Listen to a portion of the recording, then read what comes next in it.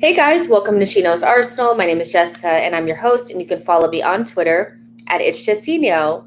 So on today's show, we're going to be talking about Lautaro Martinez. What's the likelihood of this transfer getting over the line? What are the hurdles that are going to inevitably be in our way trying to get this player to the Emirates? You know, I don't think any of us are under the illusion that it's just, you know, put the money down and he's going to come to Arsenal. There's a lot of different things that have me thinking that this is next to impossible, but let's talk about it. Especially because on Twitter today, I just felt like, well, Twitter's a strange space anyway. You know, 1 minute you are too positive and the next you're too negative. And yeah, I mean, a lot of people were upset about me saying that Lautaro Martinez is not coming to Arsenal. Look, you guys, I'm mostly joking on Twitter, but ultimately my opinion is that it just doesn't feel like something that's going to happen. So it just is what it is, right? So we'll talk about the likelihood of this transfer coming to fruition.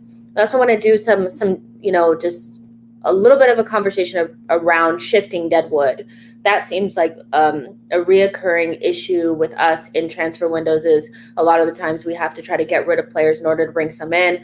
Part of that has to do with having a bloated squad and just not having enough places open. Like you have to sell one to bring one in, and then sometimes we need it just to sell players and to be able to recoup some fees. So it's feeling like we're going to get back into that territory like we did last season, where we're going to either have to shit or get off the pot. We're going to either have to give up some of the money that we feel like we deserve for players to move them on, or we're going to end up keeping them for another year or so. And then we'll have a conversation about the Xhaka and Bellerin contract extensions that came up the other day that has inevitably turned the fan base upside down. And then we'll do some live Q&A, that kind of stuff. You guys can ask me and the panel the questions that you want to ask. And there's 87 of you guys watching already. Make sure you like the video, subscribe to the channel. I know my camera looks blurry. I don't know what's going on with my live. Like, it looked good like 5 minutes ago, and then as soon as I was about to press live, it was like, I'm going to blur you out. So hopefully it'll fix itself up as we get going. But yep, make sure you guys like the video, subscribe to the channel. And guess who's back is George! Hello. Yes, we missed you. And yes, people are in the chat box like, where's George? Where's George? I only like when George is here. What does George think? What's the right back that George wants? I don't remember who that is. Like, it was just crazy. Like, people kept asking about you. But you have a nice tan. Thank nice you. Tan. Yes. Yeah, I fell asleep too long, so the tan returned. Well, it looks good. It looks good. I'm going to bring in Sulz. Sulz, how are you? I'm all good. It's all about George and his lawyer chamber today. So I know, right? You guys, I mean, George is like freaking genius and shit, but he can't figure out how to get onto streams and stuff. Technology is not his thing, but he's smart at everything else, you know. So, but yeah. I'm living in 1982. That's a fact. I still have one of the turn telephones, you know, like when you got to dial each number. Yeah. And at least you can slam it in anger. That's like the only positive to them. Exactly. Yeah, for sure. So, Souls, we're going to start off with a little rant from you. I know you said that you wanted to have one, but that was earlier today. You may have cooled down, but what did you have to say? What were you feeling at the moment when you said, I need a rant? Yeah, I was. The thing is, it's weird because like since the morning, every time I went on Twitter, it literally took me 5 minutes to get angry again. So I've just literally avoided Twitter for the whole day. I don't know how I've done it. Unless someone's tagged me in a post, then I've gone on because I'm like, okay, they've not tagged me in anything bad. So, but no, it's just, do you know what it is? It's a bit of both, right? It's the extreme ends of Arsenal where it's the overly positive one saying, oh, it's a good thing we're signing Xhaka onto a contract and Bellerin onto a contract. And then it's the negative one saying, oh, see, we were right. You know, Edu and Arteta out. We told you that's too good to be true. And it's just like, no one's saying, right, that what what they're doing is right or wrong. It's just for me, it's like they're taking 2-3 steps forward. Like, especially for us, we've said that we're going to evaluate the window when it closes. And to be fair, as we've gone along, it's made us happy. Like, I'm not going to lie. Like, so far, the signings that we bought in, we're like, all right, fair enough. Okay, cool. Like, I see where we're going with this. Do I necessarily agree with the fees and stuff? That's a completely different debate. I have always said the fee to me doesn't matter if we get everything done. But if we overly spend and then we've got gaping holes in our team, then I'll question those fees, like Ben White being £50 million. Was that really necessary when we've got bigger problems in the team? But then when it comes to now hearing that Xhaka could be getting a contract, Bellerin could be getting a contract, and the fan base is back to being the very toxic way that it used to be, where it's the positive fan base versus the negative fan base, and us lot just sat in the middle like, this is just fucked. Like, why did Edu, Arteta or Arsenal, whoever's decision it was, to even have a whiff of a contract talk when the fan base is at a place where, okay, it's not overly happy. I'm not saying everyone's on board, but there was less problems. There was less like arguments going on in the fan base. And it's like Edu and Arteta want the abuse. That's all I can think of. It's like, I don't really get it because we've got Brentford coming up in, what is it, 2 weeks? Yeah, 2 weeks because it starts on the 13th or something.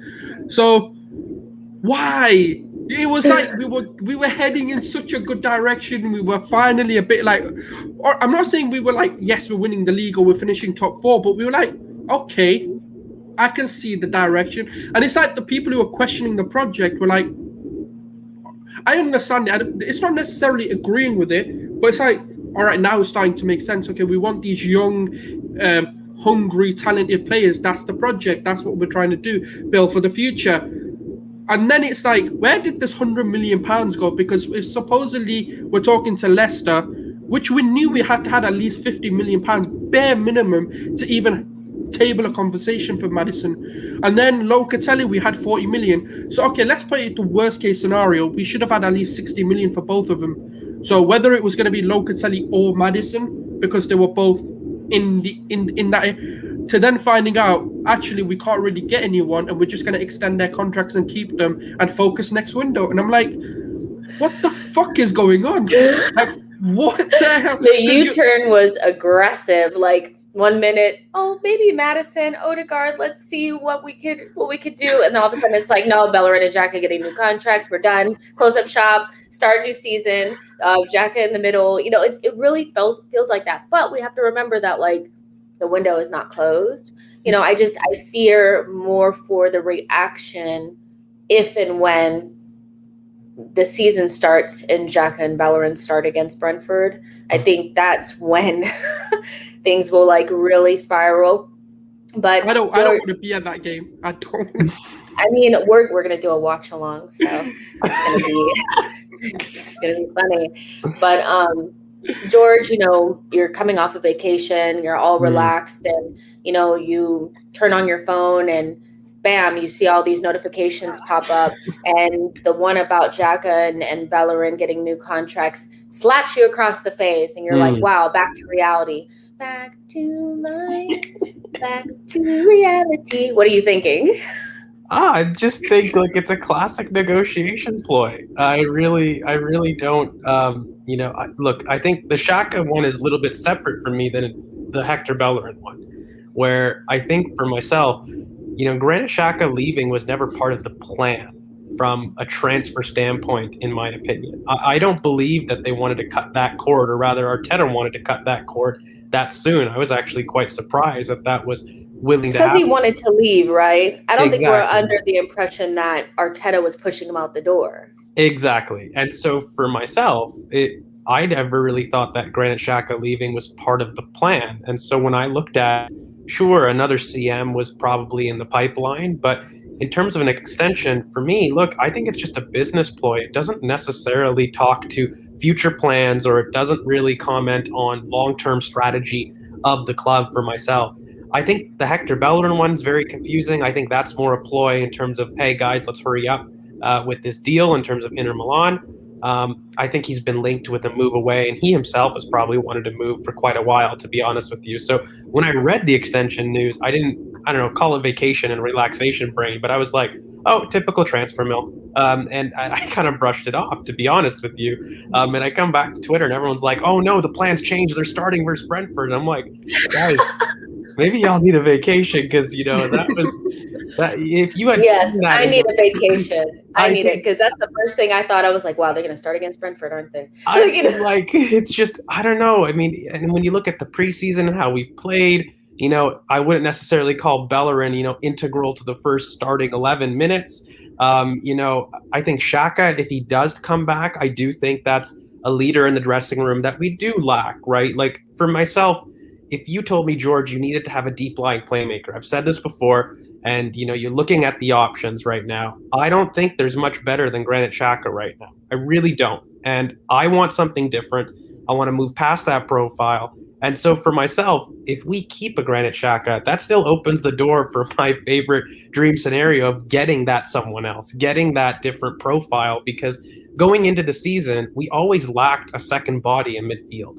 So it wasn't like Granit Xhaka is blocking a space in the same way that a Hector Bellerin may, though. And that's why I think the situations are very, very different. So a Hector Bellerin right now is blocking the purchase of a right back, because we have way too many right backs. We actually don't have enough center mids. So I don't believe that a Granit Xhaka is at an impasse in terms of us acquiring. But the idea of us getting an extension on an asset who is 27, he's getting into his prime years, and I think has his best football ahead of him, not behind him, because this is the best Granit Xhaka we've seen to date, regardless of quality. Like, it is his best season to date. And so when I look at it, I think it's just a financial decision. I don't think it's a kind of a commentary on our long-term vision for the club and what we see doing there. I think on Hector Bellerin, I think he's going to be gone this window. I really don't think that contract news is anything more than, listen, if you guys don't, pattern up and actually offer something serious, we're going to give him an extension and kind of protect our asset, which is purely business in my mind. It has nothing to do with long-term potential. The same way I don't view numbers as necessarily ironclad in terms of your involvement in a team. Like, Torreira getting 11 didn't necessarily mean that I was like, oh, he's a starter all the time. Or, El Neni getting the 4 meant that, oh, he's a starter. I don't think these off-the-pitch assumptions necessarily speak to a vision. The one thing I believe that is happening right now is the market is just starting. So even in the week that I've been gone, I've been looking back, there really hasn't been movement beyond Arsenal. Like, when I look at some of these deals, I really think that Ben White is one of the first big market setters that is actually going to happen right now in the market. It's a big move. I know we've all known about it for a while, but the fact that it's been completed now, I don't think there's many others beyond Ben White that have been completed, and Sancho, that have really set the market for a lot of people. So I do think that this next month, things are going to get busy. I think the market opens. In terms of us getting prepared for Brentford, I'm just disappointed that we haven't had more business in this week, at least a link. Because for me, it seems like not much has changed, but everything has, in a sense, where we kind of are at the same level for a lot of these situations. Also, we haven't had anything new, which I think is what is contributing to the fan anxiety a little bit, because we just want answers. Whether that's good or bad, we still don't know what's going to happen in midfield, because we're still guessing in terms of that Granit Xhaka situation. We're still guessing, if he does get a new contract, hey, does that mean we get somebody else? Or are we going for another profile with that Bruno Guimaraes? type a link that we saw. So that hurt my heart, man. Like that really did. Like 1 minute, oh, Bruno Guimaraes, we're really interested, la la la la. I swear, like an hour later, the Granit Xhaka thing came out, and I was just like, wow, what? That kicked me right in the face, you know. But yeah, and even like I think I hope I'm saying your name right, but OC says, let's get our facts right. Bellerin is not signing at all. He will go on loan with an option to buy, which becomes an obligation once certain conditions are met. And I did see that report come out today, you know, and I think Bellerin's going to be the one that we're going to have to say, you know what, we're just going to get you out the door. You know what I mean? Like, we're not going to be able to get anything for Hector. And this needs to be kind of like a lesson to the club about selling before it's you're trying to get this guy out of the door. You know what I mean? Like a couple of years ago, Bellerin could have got you 50 million, 35 million. Then it went down to 15. Now it's loan with an obligation or with an option. And I know that a lot of that has to do with the pandemic. I get that, but we don't know when to sell. And I think that contributes to the buildup of our Deadwood, because we wait until it's so obvious that we need to get rid of this person. Like they've either deteriorated in terms of their performance levels, they either want to go so badly, or their contract has gone down to a point where we need to get rid. So I'm hoping that this is something that we don't see a lot more of, because as much as the fan base probably would have capitulated over it, because we're not used to selling our players when it's the right time. Selling Hector Bellerin to Barcelona like at 50 million a couple of years ago would have been so good for us. It would have been so good for us because, again, now we're looking at Bellerin. This is something that I feel like the club should know. One injury, this guy could be a completely different player. You know, players that are more pace merchants and ones that are not, you know, so sell them when they're high, and then we won't be complaining when you reinvest, you know, the right way. I feel like this is all a lesson in selling when you're supposed to, because we could have sold Xhaka as well. You know, we knew it wasn't working. We knew he wasn't the right profile, even though he had a good season last season. We could have sold him earlier. We wait until it's so freaking obvious to sell to try to do it. So, I mean, if he goes with a loan with an option and all these things, contingencies, my biggest thing will be him coming back to the Emirates next summer. And we're talking about this again because they didn't buy him. But ultimately, I think we just need to see some of these faces kind of disappear. I think even Kolasinac is somebody that they're trying to get some sort of tearing up the contract type of scenario going down for him. So I think people will still leave, but the way that the slowness in which we're getting rid of our Deadwood, the lack of fees that we're able to recoup from our Deadwood is very alarming, but it's not something that was created by Edu and Arteta. This has been a long time coming. And quite frankly, I think if like Raul and them were still here, these people would be just running down their deals. I don't even think they'd be really dealing with it, you know?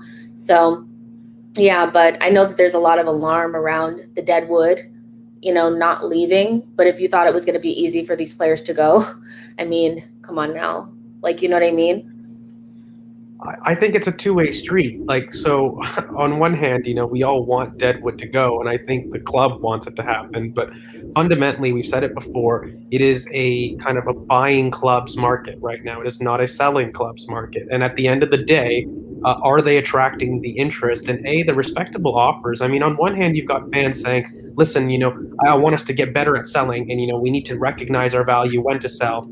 And then on the other hand, you've got Arsenal trying to posture themselves as, you know, the club again. And, you know, I think accepting it's a delicate balance where I don't believe accepting the Roma offer, for example, for Xhaka sends the right message to the global market about us. Because, you know, I see Roma kind of acquiring, I forget who it was, but they acquired somebody for £20 million plus add-ons just a couple days ago. And for me, when you're doing that kind of offer for a Swiss international who's come off in the Premier League and giving, 13, 15 mil? I'm not blaming Arsenal for that offer. And if Roma are the only one offering that and he doesn't have interest from abroad, then maybe the value that we rate our players is not quite the same as what, you know, we can demand. And so I struggle a little bit with this. Look, we all know that the past infrastructure and past hierarchy didn't do the best in terms of wage structures in terms of, maybe not selling as quickly as they can. There were some poor decisions. We have been dumb. But fundamentally, I do think in order to get yourselves out of that situation, there's a little bit of smart planning that needs to be done, some contingencies, but also what we've been doing in recruitment is really nice for myself because we're looking at under 24s. We're looking at that problem and we're trying to address it with a lot younger sell-on value purchased. So we're looking at a better opportunity cost in business. I just think there's a little bit of rocky waters here as we see the work of a new hierarchy change actually put into place, because right now it's kind of you're at the mercy of your selling club, really. And sorry for my old person phone. Look, people were making fun of me. My phone was ringing. Now it's your turn. No, it's fine. Go ahead. But no, so and look, that's the thing that I'm seeing right now. So like I'm seeing on one hand people saying, look, we're really crap at selling, but again, on the other hand, I don't see the selling clubs offering anywhere near what we would deem as acceptable. For example, take your Willock. Let's move away from Shaka. Take your Willock. Everybody in their mind sees 20 to 25 million as a very fair offer, and we're struggling to even get that from Newcastle, who have boldly said kind of in the media, he's their number one target, he's their plan A, and they just don't have the funds. But I'm sorry, if only Newcastle can afford Joe Willock at 20 million, is he worth that 20 million? I don't know. I mean, there's that perceived value, but if and then I'm there's only the true offering value too. Exactly, and if I'm only offering you $10 for my watch that I think is 100, I'm sorry, it's only $10. It's not the 100 that I believe it is. So I struggle with that. I really do. And I get the anxiety because I feel as though fans are thinking that this is what's holding up our business. We were to get this done, we will get the names that we all want to happen. And look, I just think in terms of transactions, we got to be patient because I think Arsenal have been among the most active in the market. Whether that's good or bad, we can debate quality, but the number of transactions we've done already 6, I believe, in total. You count the 3 that are incoming, you've done Mavropanos, you have Guendouzi that's done, and maybe it's only 5 actually right now that's confirmed. But in terms of every other club, I don't think I've seen as many transactions occur. So I think it's just patience, and I do believe that things will change in the next couple of weeks. Yeah, for sure. Go ahead, Sulz. I also think there's an element of what you've got to understand is just because we want 25 million for a player. Now, this is the way I look at it, is Rome are the only team to come in for him. If he is supposedly, according to the fan base, so cheap, then why hasn't any other club come in? And even if they put on an extra £1 million on that bid, why haven't they done that if he is supposedly so cheap? So to give like a sort of an example of what I'm trying to say is, let's say, for example, Grealish, obviously he's reported to be wanted for about £100 million, right? Let's say if City go in for him for 60 million. Why the hell wouldn't Liverpool or PSG or even United go in and go, wait a minute, even if he doesn't fit our plans, we can make a hell of a lot of profit here. He's a player who's got a lot of quality. He's a player for the position he plays, he's one of the best in the world at. Why not go in and go, we'll give you 65 for him? But no one's done that with Xhaka. So are we, like, the problem comes where we think the player's worth something because that's what we want, because we're scared to lose players for a lot less, because we know that we're this self-sustaining model that we need to bring the money in to be able to spend it.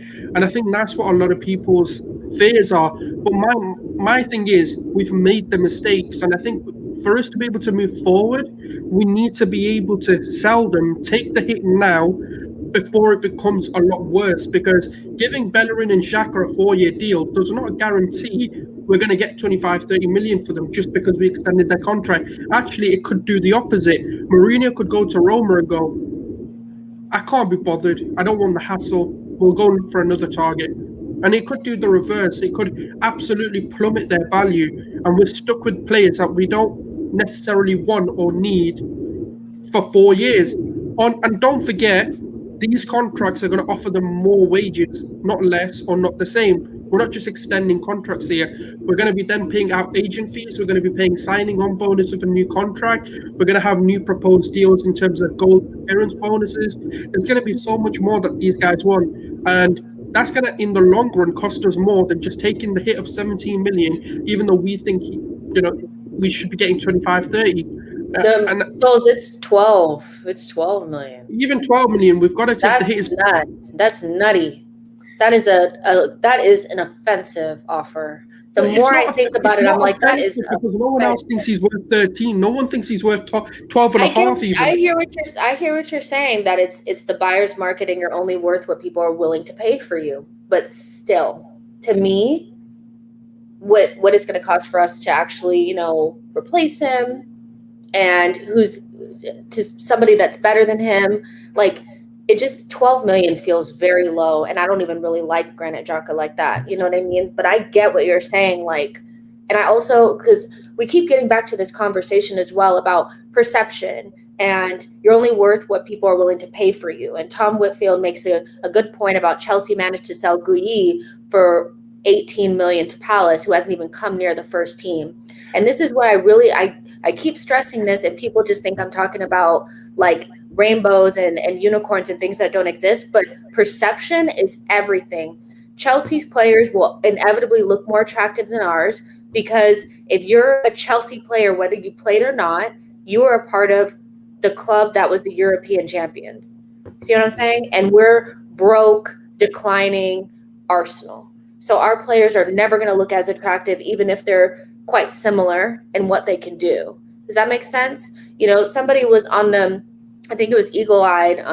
His name is Eagle-Eyed something, but he's a Palace fan. And he said he doesn't want Nketiah anywhere near Crystal Palace. He'd prefer Oates and Edouard. And for me, it's like, so you'd rather have somebody that's outside the league, playing in the Scottish league, in poor form, over Eddie Nketiah, who is somebody that's kind of been in the league for, you see what I'm saying? Like, the perception of Eddie Nketiah is directly connected to Arsenal and the fact that people don't rate our players. It's similarly to why Saka has to go to the Euros for people to think that he's any good. It took a long time for them to think that he's any good. It's the perception means everything. So I get what you're saying about, like, it's probably just because we don't know how to negotiate, but it's actually not. It's the fact that, one, Chelsea is not desperate to sell. They're not. So they can ask for whatever they want, and their players look more attractive, so you're willing to pay that. And until we change the narrative around this club, we're always going to get lowballed. That's just how I feel about it. You know what I mean? And I'm not a fan. I'm sorry. I'm not a fan of succumbing to that pressure, really, especially at the Granit Xhaka mark, because I think that reinforces the status that we are weak, or kind of an injured, trailing top six team. For me, I think authority, and I talk a lot about this here and, previously, authority in the market, but in how we do business is kind of a culture change that I really want fans to start to accept, not just the players. It wasn't just an internal thing that Arteta was doing. It's about creating a winning culture here where we aren't going to sell just because we want to get rid of you. I would rather set a precedent that you cannot, jerk us around and, off lowball us. There you go. Okay? There you go. There it is. Relax, George came out. I'm sorry, guys.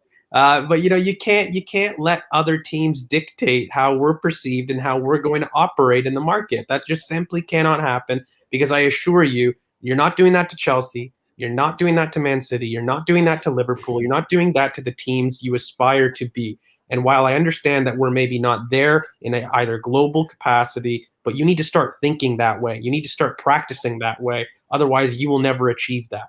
And so for me, I think it's a tough road. I think a lot of this is hindsight makes it great. On Hector, for example, I'd say before his ACL injury, he was one of the more coveted, right backs in the league. And, selling him would have seen why. Why would we sell one of the best right backs in the league? And then you get like an ACL, and of course things change and narrative changes. And then along with that, we also decline to the point of kind of our lowest in our history. And we now want to sell a player who post ACL in our lowest history is now difficult to do. So I really do think context to a lot of these issues needs to be applied. And look, like you said, perception guides a lot of outlook on football, but also football and perception change with the drop of a dime. I think next year you get Arsenal in the top four, and those bench warmers or those, kind of Deadwood signings become a lot easier to sell. And it wasn't because we suddenly became good at our job. I think it was because they become easier to sell because we're now a team in power. And when you do have nations, that's typically what sways, right? So look, it's a bumpy ride. I get it. I get the fan anxiety, but fundamentally, you got to keep remembering we have probably been the team with the most business done inside the top 6 to date, at least completed. Fundamentally, we are also the team right now that is linked to probably, I'd say, very serious signings. Our marquees are yet to come. And the one thing I do take from a lot of these links, and what has been said in The Athletic, is, Ben White was promised that there's going to be more signings. So I'm not naive to think that we are done here. So really, on one hand, I get the anxiety, but there has to be a level of realism about where we are, where we want to be, and how to get there. And some things you may be willing to compromise, but hate to use the Arteta term, there has to be non-negotiables that you practice both in life, but also in sporting decisions outside of the pitch, not just on it. So I'm happy to take the hit, and in order to kind of foresee this change better. Yeah, for sure. And I'm thinking, I'm really just hoping that the new regime, because obviously I'm hoping for them to be successful and to do the right things. I'm just hoping that we get to a point in the next couple of years where we're not looking at so much Deadwood as well. Like, we just have an exorbitant amount. That's a word that I tried to use, but I don't think I used it correctly. Exorbitant. Yeah, but I knew what I meant. But I didn't say it right. Okay. But you guys knew what I meant. So we have like a whole lot of Deadwood, and it's too much. Like, it's just, when you look at it, like, somebody sent me a picture of the training video, like a clip of it. And, because I was saying that, like, in that training video, it looked like Tierney was like the captain. He seemed like he was captaining the side, like, not with the armband, but just doing it on his own. And somebody was like, all I really saw was the amount of Deadwood. And they showed the picture of Tierney kind of holding them back. And then the 3 people to the right of him and the 3 people to the left of him were all people that we want to go. And just that picture in itself just showed, I think, the failure of the club, like, to be ran in a way that makes sense, because you shouldn't have this much Deadwood that's just chilling. They're not on loans. They're not, their value is not going up. It's just horrible, So I think that also has to do with the contracts. Hopefully Richard Garlick can help us with that, like, make sure that we're not giving people too high of contracts too early. They also need to be working for things as well. When you start them off at $100,000 a week, what is there really to work for?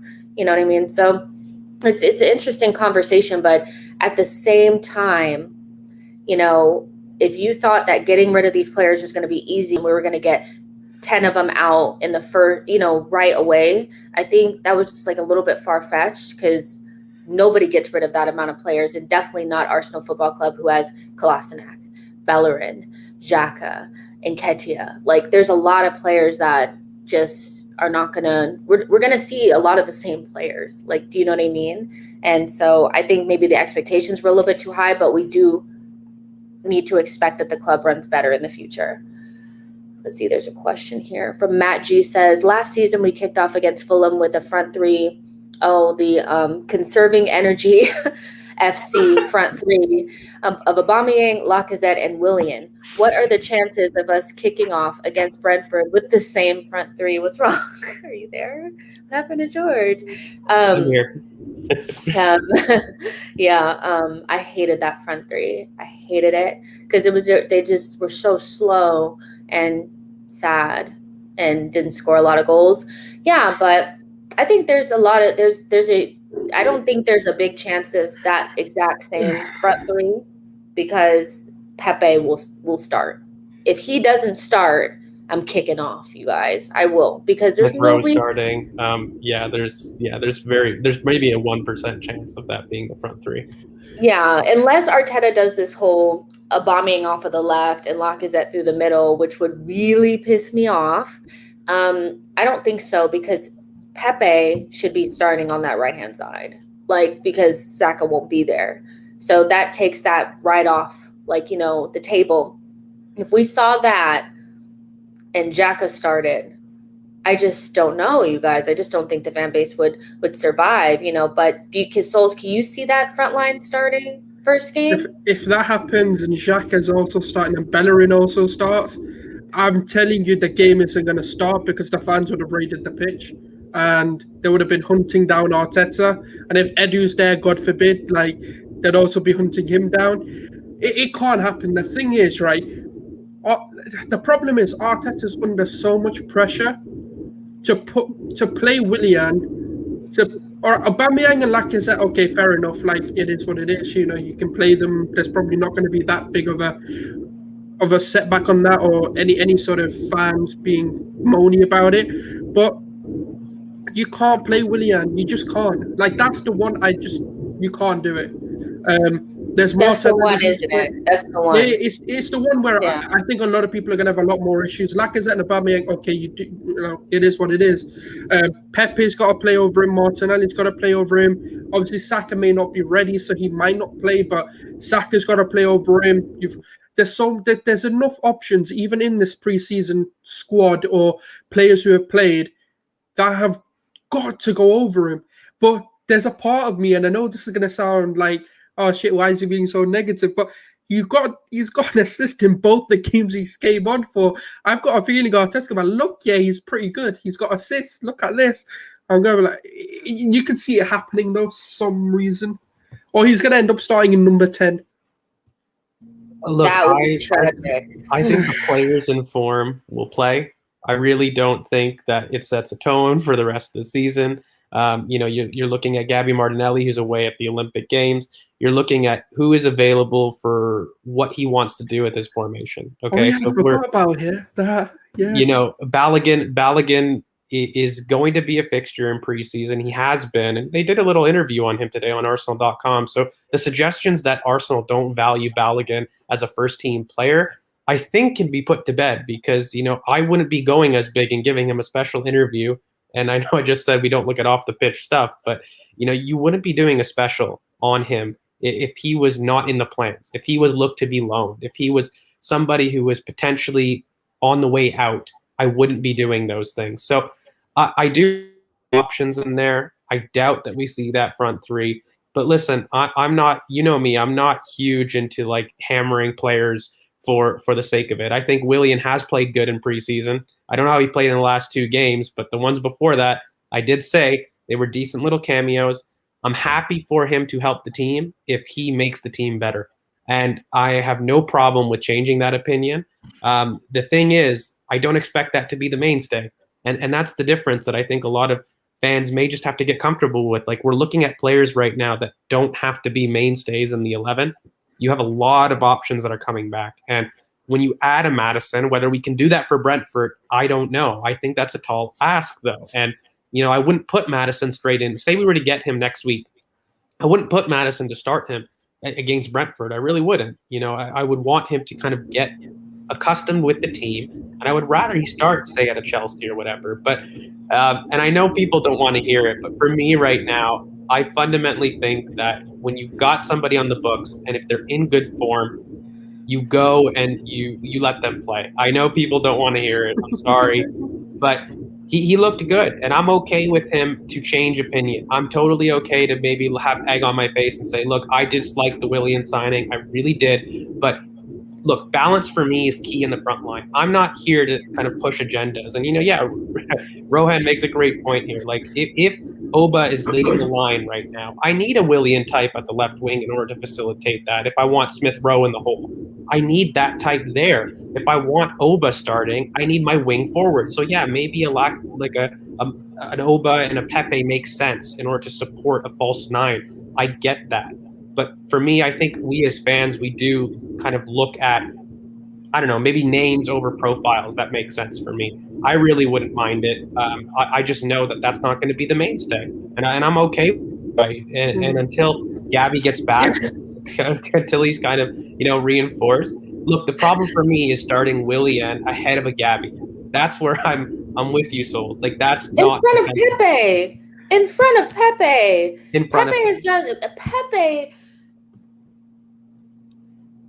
If Saka's not there, Pepe needs to start. I'm sorry. Like, he does. The guy has been, when we talk about players in form, he has been in form since the end of last season, and he looks, if you think Willian looks good, well, Pepe looks world-class in comparison to him in this preseason.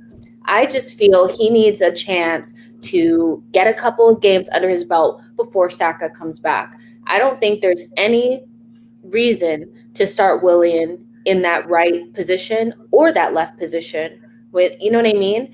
And so, I mean, we know Smith Rowe should most likely start. So he should. You gave him the number 10 shirt. You know what I mean? So I would say, I get what you're saying, that like Willian hasn't been like atrocious. He's been okay. But like, there's no reason to start him. There's none. Unless you're desperate to try to get rid of him and somebody's like, well, we need to see him one last time. But even that's risky. You know, I do think he's going to go, though. I do think he'll be gone. You think so? Yeah, I actually think Willian stays. I think he'll be gone, yeah. Please be right. Please be right. Yeah. You know what it is, all right? You know what it is? I just don't. The thing is, right, look, I was one of those, I was like, all right, you know what, Willian, as a signing, it made sense at the time. But the problem is, I always say, you know what, if you're not performing, at least work hard. And he doesn't do that. And he seems so unbothered by being here. And I think when you see Pepe's performances and his time being cut into because he's insistent, Arteta's insistence on wanting to play Willian is what's hindering the team, because Pepe is one of the sole reasons why we did what we did that season. And the thing is, the question is really who plays with Pepe, not whether Willian plays or whether... Yes, and who's taken out for Willian, Lacazette or Aubameyang. Pepe has got to start. That's the one thing that has to happen, because Martinelli's not here, and Saka, we don't know when he's returning. Like, we don't know when he's going to be back in. But I don't think that's going to be an issue. I think he can be ready even if he starts after the Chelsea game anyway, and starts training, and the only game he's playing for pre-season is Tottenham because he was part of the Euros campaign. He's still match fit, and that's the real question, is who plays in that striker position if Saka's back. It's going to be Pepe and Saka, and then you decide who the false nine is or the striker, really. Yeah, but you guys, we need to move forward, because I'm like, we've been talking for 40 minutes. Like, every single time we do this, the first section lasts for 45 minutes, and then I'm like, okay, let's hurry up. You know, so there's about 215 of you guys watching right now on all platforms. Like the video, subscribe to the channel. Let's move on to Lautaro Martinez. You guys literally, like, I just don't understand. You guys know I'm as positive as I could possibly be. It's not positive for positive sake. I say what I truly feel. Like, you know what I mean? I do think that there's a chance that we could get Maddison in, because it's a position that we actually need to fulfill. And it's already been reported that he wants to come, like, you know, or he's interested in coming. I think we have the funds, like that kind of thing. When it comes to Lautaro, and there's nobody really blocking him because Odegaard is not here, you know, so there's always that element of, is there somebody there keeping them from coming in? When I look at the Lautaro Martinez thing, it's not about not rating the player. It's not about not thinking that he can improve us. It's none of that. It's not that I think that he would never want to come to Arsenal. My main issue is the fee, the fact that Lacazette is still here, and just the midfield hasn't been addressed. So I don't really understand how you spend 70 million on Lautaro Martinez and leave the midfield that, like, exactly how we left it. Because for me, the midfield is what's really holding us back. I think if you improve the midfield, then you get a better Aubameyang, you get a better Lacazette, you get a better Pepe. All those things would just kind of fall into line. We don't have mediocre attackers. We have a mediocre midfield. That's what the money needs to go there. So that's why I'm looking at it from like a logistically, does it make sense from a fee perspective, those types of things. So I think people really came at my neck a little bit. My neck is sore from all the people swiping at my neck earlier because I said, I don't think he's coming. And I still stand by that. I don't. It doesn't have anything to do with me thinking that he would never come to Arsenal. I know that there are circumstances in which he would. You know, and there's also this little club in Spain named Atletico Madrid that are also interested in him as well. And that feels like a more comfortable choice. It feels like if he went there, that makes more sense. So, I mean, Rodrigo de Paul just went there, you know, their countrymen, like they're doing things at Atletico to change up that club. So I don't know. I just don't think it's happening, you know. But George, can you talk about like kind of what we were talking about earlier from a profile perspective, how Martinez may or may not actually be a good fit for us as a center forward? I know. I don't think he makes sense at all, to be honest with you. He's a good player at what he does, but for our system, he doesn't make sense. He's a second striker who runs the channels very aggressively, great counter presser, but I don't think he's shown the ability to lead the line as a 9 in physicality wise. I know he does it for Argentina, but international football is a very different game. And, if he hasn't quite done it for Serie A, I don't think he translates that to the EPL. Forgetting that, he doesn't solve our aerial blocks. He doesn't solve an ability to kind of pin center backs. And in that sense, if I'm looking at a player who is also inefficient, by the way, who has missed more big chances than Aubameyang, and if you're telling me the reason we're replacing him is because we don't have an output, or we have an output problem, but we don't have goals, then I'm sorry, but why are you getting Lautaro Martinez? And like I said, he's a good player for what he does, and he'll suit other teams, but he's just a total wrong fit for us. And I have a look at, Gabby Martinelli or even a Balogun, who I'm not saying are going to take over, but fundamentally, I don't think Aubameyang's leaving. And when you're telling me Aubameyang and Lautaro Martinez in the same starting 11, that doesn't make sense to me at all, because Aubameyang is not the same as Lukaku. They don't function the same. They're not going to orient themselves the same. So, yeah, I agree. It's an example of square pegs and round holes. It's an example of a name, fans getting excited for that, and us jumping to the problem of not fixing what we desperately need. Like you said, Jess, I'm a big fan of us fixing the midfield, because I feel as though our midfield has really been the kryptonite to what's allowed our chance creation to be inefficient. It's not because we have poor forwards. It's because those forwards are receiving in areas not ideal to shoot. When you're looking at a Lautaro Martinez, at a Mo Salah, who before had low output but then turned great, it was because they were having 4 to 5 shots per game. Oba is not averaging 4 to 5 shots per game. It's averaging 1 or 2. And that issue is not because Oba suddenly lost his goal-scoring boots, after having 5 seasons as a world-class striker. That's because our system hasn't afforded him the opportunity to shoot that often and to shoot in more favorable states. So for me, again, I like the player. I think he's a 7 out of 10. He has some key flaws that I don't like.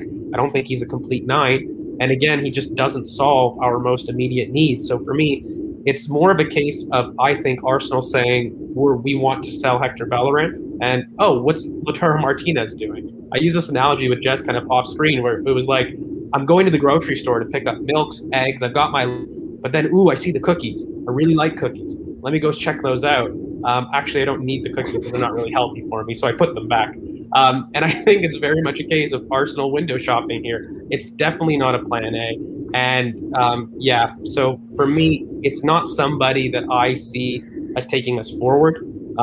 Again, I really do have much more faith in Gabby Martinelli as a profile long term. So for me, I think Lautaro Martinez is somebody with a young striker who has great potential, but again, he's a very poor fit systematically for us. And I don't think he's complete enough to change the system for. That's another thing. So when I look at some players who you buy in that $70 to $80 million range, I may look at somebody like a Nico Barella, who I love, and I hate, kind of the 3-man midfield, but I would change formations for somebody like that. I don't believe Lautaro Martinez is good enough to change systems for, in my opinion. So, yeah, I don't really place a lot of emphasis on this link. I think it's just transfer mill. We have a super chat here from Keenan. Thank you so much for your super chat. He says, Martinez is one of the top 5 best strikers in the world. You are all deluded if you think we should splash 80 million on him. If we shouldn't splash 80 million on him. Barcelona rate him at 100 million. I think this is the issue, is that, we look at somebody and there's nothing wrong with what you said. Like, if that's how you truly feel that this is somebody that is worth spending 80 million on, I take that. I hear you. I think my issue is that we never really look at, like George says, the system doesn't make sense, for us, because, you said this, George, that he's like a second striker. He plays off of Lukaku. That's how he plays best. We don't actually have somebody like that. So for that 80 million, are we going to be able to get the most out of that to make that make sense? What Arsenal has done in the past so many times is poor squad building. We put a lot of money into players and we don't build a squad around them. So we end up thinking that the player is bad or whatever, it was a bad purchase, but really the purchases that did not come after that were actually the bigger issue. So if we're not going to build a squad that is going to get the most out of Lautaro Martinez, then that 80 million is a waste. It's just like if you bring in Granit Xhaka for 35 million, which when we brought him in 5 years ago, that's a lot of freaking money. And not to immediately bring in Thomas Partey or a box-to-box midfielder, the squad building is just poor. That's like bringing in Lacazette for 50 million and then turning around 6 months later, and instead of replacing Alexis with somebody similar, you replace him with Aubameyang and then try to, piecemeal that together. Our squad building doesn't make sense. And for me, do I really think we're going to go out and buy that type of striker that's going to be really good for Lautaro Martinez to play off of, which that striker is also going to cost 80 million? Really? If you need to buy another Lukaku, I don't think we're doing it. So yes, he may be one of the top 5 best strikers in the world, and he may, it may, excite you to be linked with a player like this, but does he fit? Probably not. So will we be able to get the most out of that 80 million? Is that good resource management? I have huge questions around it. Can we honestly say he's top 5 strikers in the world? Like, I'm sorry. I'm fair if that's your opinion. Like, that's your opinion. But 17 league goals.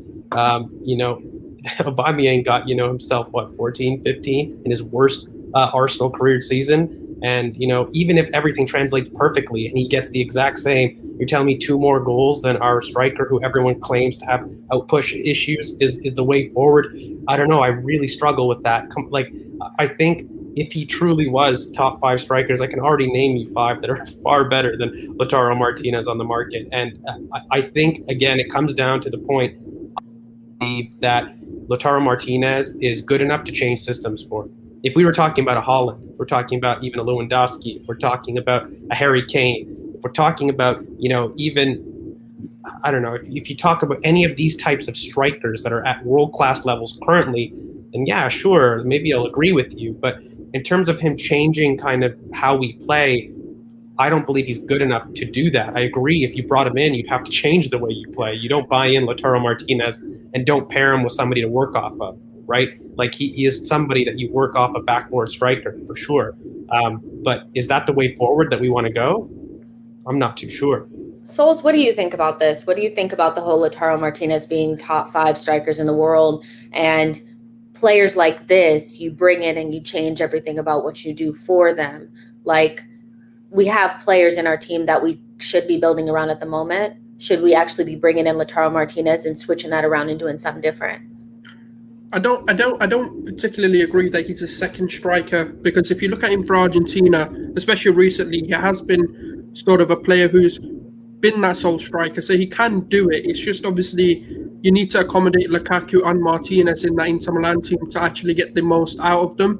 And I think that's one of the reasons why he seems to be playing a different style at Inter Milan. But he does want to be the main striker. He wants to be the sole striker moving forward. Hence why if Lukaku does get sold, or if Atletico Madrid are reportedly being interested in him as well, that's what he's going to get. And even at Barcelona, he was going to be the sole striker. Hence why he wants to make that move so he can become that independent striker. The thing is, I think it's the Pepe situation all over again, where it might be the right player, but the wrong time. We're not built to bring in a player like a Martinez just yet. I think we've got bigger holes to fill first. We've got midfield issues. We've got a right back issue. We've got our foundations on there. So why are we worrying about a striker who may come in and make a difference, or may come in and absolutely flop? And when we're looking at the 80 million price tag, that I do think is the final signing. I think if we spend that kind of money, that'll be it. And I think, is that enough? No. And the thing is, it's a bit of a strange one, because he is coming from the Serie A to the Premier League. He'll need that adaptation. There's Kai Havertz and Werner. Took a while for them to also kick in. And to be fair, even to this day, they're struggling to really fit into the Premier League. And it might be their season now, but even it doesn't seem that way. They've struggled to adapt to the intensity and the speed of the Premier League. So Martinez will have that, because he's not really played in this sort of style of league before.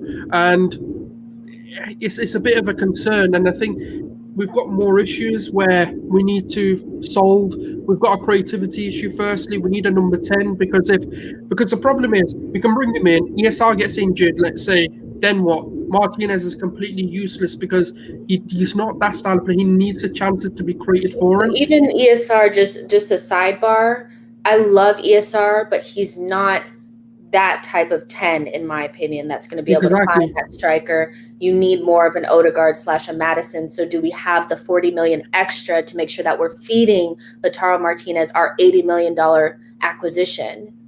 That's the problem, and that's the thing. It's like he needs the chances to be created. So if Aubameyang is struggling, someone who's got the thing is Aubameyang has the ability to create that chance for himself if he needed to.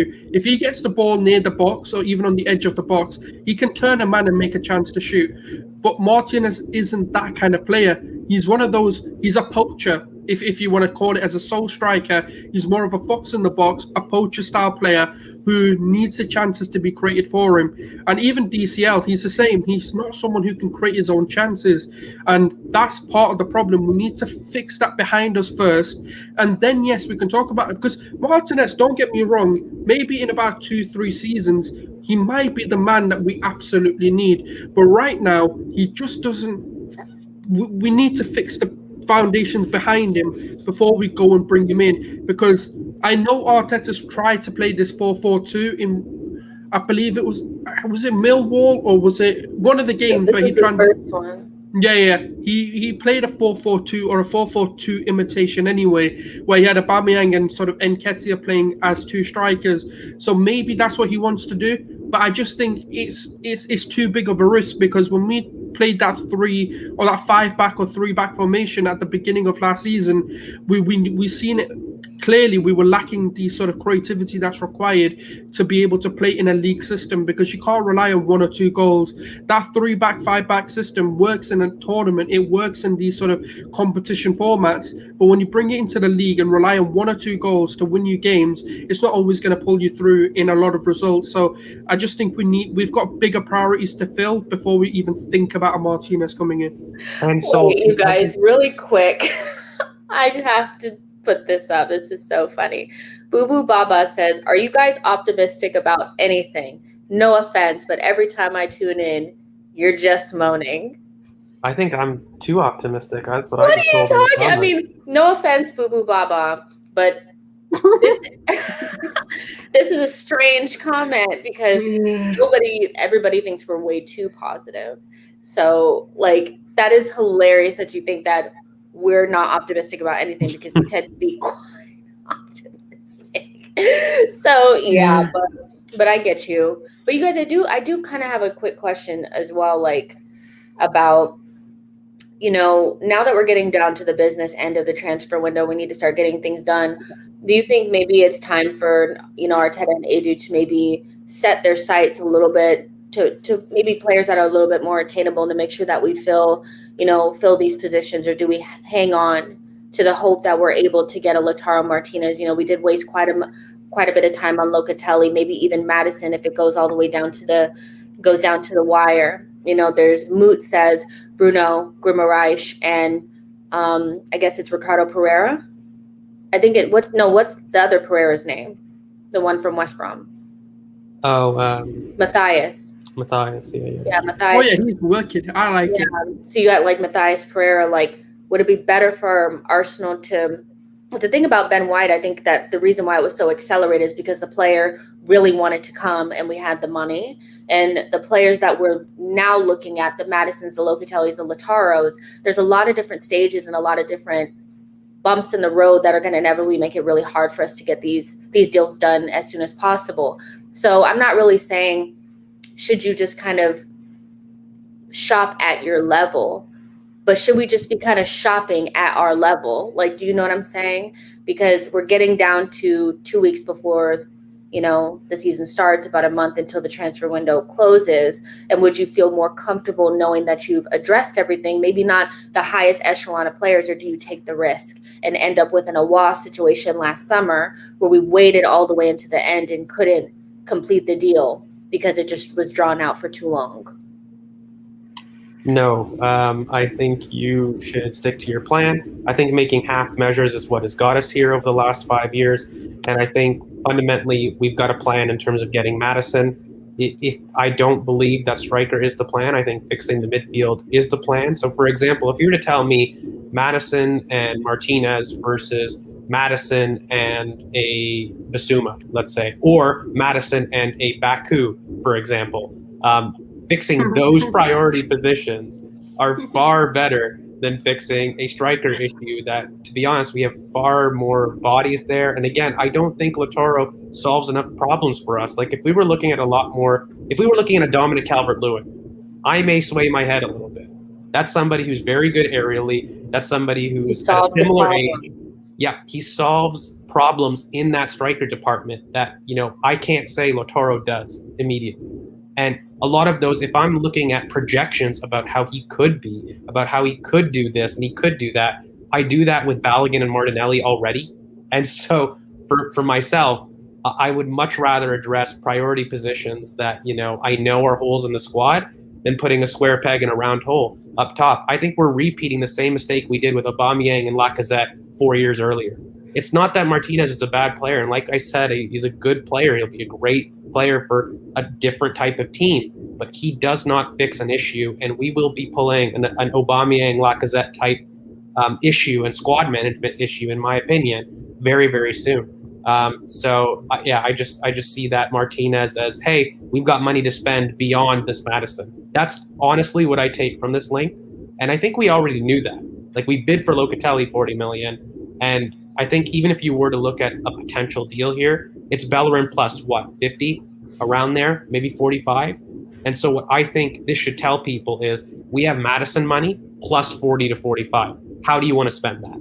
And for me, you spend it exactly like fixing the midfield. You don't go with a pseudo Lacazette type striker. Please fix the midfield, you guys. Like if I could just slip a note underneath the door of Arteta's office, I would just say, fix the midfield. Don't worry about anything else. It'll sort itself out. I really do think you fix the midfield, and the strikers are better and all that, because they're also being starved of service. But I don't want to go too long. But I was just thinking there was something that I wanted to ask you because you've been gone for so long. And yeah, so the number 4 jersey has been taken away from Saliba. You are Saliba season. You're the guy. You love Saliba. Does taking the number 4 away from Saliba and sending him out on loan and bringing out Ben White, does that signal the end for William Saliba at Arsenal? What do you think? No. Not at all. Like I said kind of earlier, I don't think numbers talk to a long-term vision about a specific player. What I don't like is that he wasn't offered a contract extension. That I think speaks more to a potential long-term vision than giving him his number. I didn't really place too much emphasis on that, I'll be honest with you. I am upset that he hasn't got a contract extension since he's been out on loan, where that wasn't sorted beforehand. But no, I'm not. I still believe that there's very much a possibility that those two play together. In fact, I think it's actually very beneficial to the way we build play. How we were envisioning Ben White was with Saliba in mind. So for me, I very much see a future with Saliba with the club. I just do feel as though this is a decision the players made. We felt that he wasn't going to be trusted for the season for whatever reason, however much I may disagree with it. He wasn't going to get the guaranteed first team minutes. That was the decision. And once we move on from there, anything after is with, kind of a 4 is kind of useless, to be honest with you. I mean, we took it from El Neni. I'm sure Torreira will be given the 11 if we do buy it, kind of a left wing. If we did, that number would have been taken from Torreira. I don't think it speaks anything to kind of a long-term vision with it. Sulz, do you agree? Or is Saliba toast? It's a shirt number. It's not that deep. People have all sorts of weird fantasies about what number they want to wear. Lokonga wanted, number 44, because it's the area he's from, and Aubameyang wears a number 14. It's like different players ask for different numbers. It doesn't mean anything. It's a shirt number at the end of the day. I don't think if Saliba cared that much, he probably would have made a video by now. He's a reckless player. He might have come out with a press conference and said, "Oh, why did they take the number 4 away from me? I'm never coming back to Arsenal again." But it doesn't matter. It's a number. I'm sure whether he wears number 4, whether he wears a number 10, whether he wears. There's bizarre numbers, like Gana's giving him the number 10. Like, it doesn't matter. It is what it is. Like, I think the notability of the notoriety of like a number doesn't have that impact that it used to do. A number 10 used to be, yes, like you're the main man, you're going to take us forward. But I'm not saying that it's not the same, but it's just, I don't think people care as much as they used to about what a shirt number meant, because it's been played around with. Like United's number 7 has been given to players, and I'm like, what the are you doing with this number now? Like Valencia's had it, Cavani's had it. I'm sorry, but they're not. If you look at the tradition of the number 7 at United, they're not 2 players you'd give it to, and that's what it's become. It's just one of those. Here you go. Here, have a number because we need you to come and play for us, and that's all it is. Yeah, I just had to ask because no, it is the end of Saliba. If that's what you're saying. It's the end of Saliba's toast. He's done. He's gonna retire now. He's too far gone. Mentally, he's far gone. He's like, nah, they took the number 4 away from me. I need to retire from football. This is too humiliating. I can't ever come back. I heard he terminated the contract himself. I think he just mutually agreed with. Oh my goodness. We love to read into optics. I'm not going to lie. We as fans, we love conspiracy theories about, the optics don't look great. And, it's going to mean that the vision is totally gone from the club. And look, fundamentally, he's a young player. The decision's been made. I really do. I mentioned him. I'm sure people, have been asking. But look, for me, the situation's been buried. I hope that we don't have to kind of address the Saliba situation every 2 minutes when an interview inevitably comes out, because he's going to be asked. Like, a decision has been made. I'm happy that our right center back right now is a ball-carrying progressor that's elite over 5 yards and 15 yards for your bingo fans. I haven't said it in a while. It's been a week. And, and he'll be 5-yard burst. There you go. And look, I'm just happy we have that, and we can be 5 to 10 yards up the pitch. So, yeah. Every time Ben White gets the ball, I'm just gonna go 5-yard burst. But honestly, even I'm not even. Look, I got carried away with the Lokonga thing, and I'm gonna continue to get carried away because I think the guy is so good. But even watching Ben White in the training videos, and obviously, I think we'll see him tomorrow make some sort of little debut. He looks ready. He doesn't look like he fell off at all.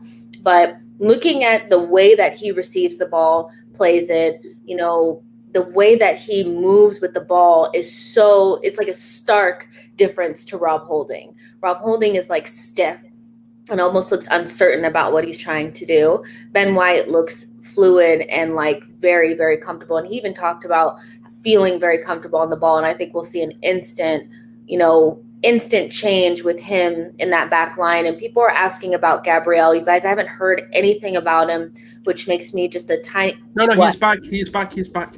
He made an announcement, I think, on Instagram. He said, I'm so happy to be back with my teammates. Yeah, he's back.